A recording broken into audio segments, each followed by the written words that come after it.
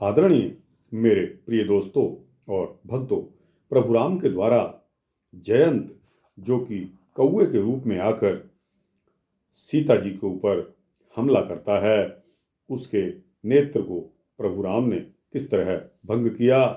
दोस्तों, यह एक सूक्ष्म वृत्तांत है जो कि आनंद रामायण के सार कांड में दिया गया है। दोस्तों, यह उस समय का वृत्तांत है जब प्रभु राम अपने छोटे भाई लक्ष्मण तथा सीता जी के साथ वनवास काट रहे थे।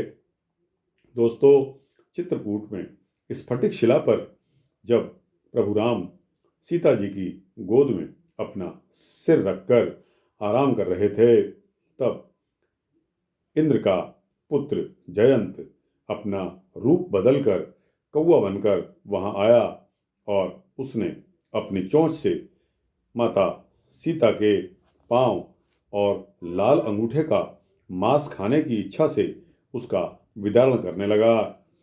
सीता जी, क्योंकि उस समय अपनी गोदी में प्रभु राम का सिर रखकर बैठी हुई थी, उन्होंने सोचा कि अगर मैं इस समय सिर को हिला दूंगी तो प्रभु राम की निद्रा भंग हो जाएगी, और क्योंकि वह प्रभु राम का बहुत आदर करती थी, दोस्तों, कौवे ने कई बार अपनी चोंच से उनके लाल पैर पर अटैक किया, आक्रमण करके उनका पैर जख्मी कर दिया, और उनके जख्मी पैर को इतने में ही सीता जी ने पति की निद्रा भंग के भय से उसको पांव को हिलाया नहीं, और जब राम जी जागे तो सीता के अंगूठे को कोए के द्वारा विदारित उन्होंने जब देखा कि पैर में से खून बह रहा था, और पास में ही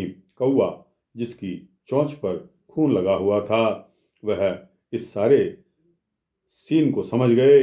उन्होंने तुरंत अपने धनुष पर सींग का एक अस्त्र छोड़ा। वह कौवे के पीछे पीछे जाता रहा और कौवा तीनों लोकों में इधर उधर अपने बचाव का उपाय सोचता रहा, परंतु उसकी रक्षा करने वाला तीनों लोकों में कोई भी नहीं मिला। समस्त ब्रह्मांड भयभीत हो गया जब अस्त्र के भय से किसी ने उस कौवे की रक्षा नहीं की। तब श्री नारद जी ने कहा कि स्वयं तुम राम की शरण में चले जाओ, वही तुम्हारा उद्धार करेंगे।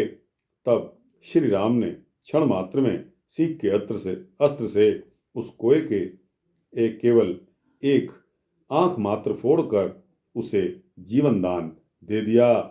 तो दोस्तों, यह वृतांत यहाँ समाप्त होता है। आपको कैसा लगा?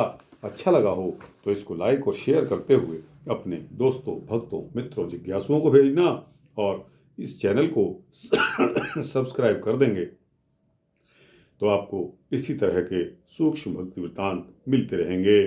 जय श्री राम, जय श्री सीता रामचंद्र भगवान की जय।